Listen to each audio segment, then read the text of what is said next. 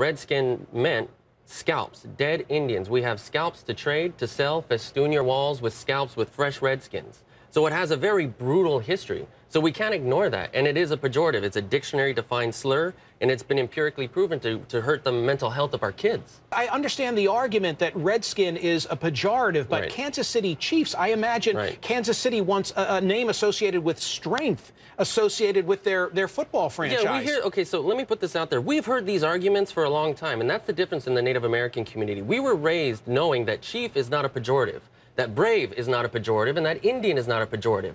But the empirical study shows that the Native American kid is negatively affected by these mascotry images. Do you agree that it's racism and bigotry akin to what we saw from Donald Sterling, this team name?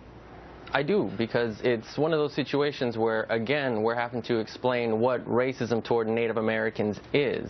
It's a slur, it's a dictionary-defined slur, so I don't know where the debate is. For Native American kids, they are 2.5 times more likely to commit suicide. And not just kids, I don't want to just say like teenagers, it goes into their 20s. So like one of the most recent was 23. So suicide is unfortunately not just on Pine Ridge, you can find it on so many other reservations. Let's now talk specifically about the Pine Ridge Reservation. Sure. Tell me a little bit about life there. You're going to find a lot of the consequence of Indian removal, and I think that's really important to notice. When we talk about reservations, people aren't asking, what is a reservation? Well, a reservation was a place where Native Americans were expected to go and die, like Auschwitz. So it was a prison camp. That was the idea. We'll put all Indians in one spot, and they will die there. And that's not what happened. It actually became a bastion for our languages, our culture, our elders. Yeah, absolutely. So what specifically is it about life and lifestyle in Pine Ridge that might explain these dramatic spikes in suicide attempts? Nothing has changed on the reservation, so it's not like something specific happened that this spike, to justify this spike.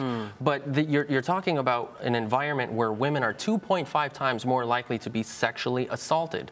Native Americans are more likely to die at the hands of cops than people of any other race. Including African Americans. Including African Americans. So when these kids leave, their household, and maybe they're leaving because mom's a drunk, or maybe they're leaving because there's sexual assault, but when they go out the door, they're not really welcomed into a very welcoming world. When Native Americans, whenever we say something is offensive, people, oh no, we're just, it's our tradition.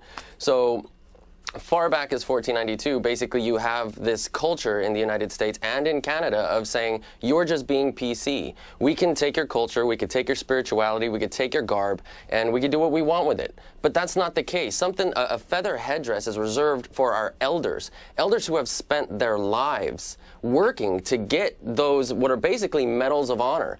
Usually the argument is people are saying why, and especially in the Native American community, they say we have bigger issues.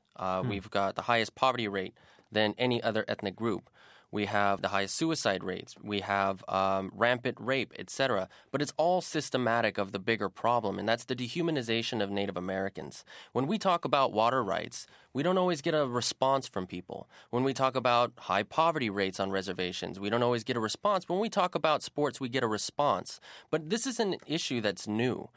Susan Schoen Harjo, the late American Indian movement leader Russell Means, they were crying out against this name. But again, the web has provided Native Americans of today a platform to be almost this real-time Indian. Well, I noticed Bernie Sanders is one of the ones who signed this letter. He apparently found time to sign this, but he didn't have time to read that 2.5-page bill on the veterans. Unless we interrupt your sports, you're not paying attention to us. Simon, thank you. Gentlemen, thank you all.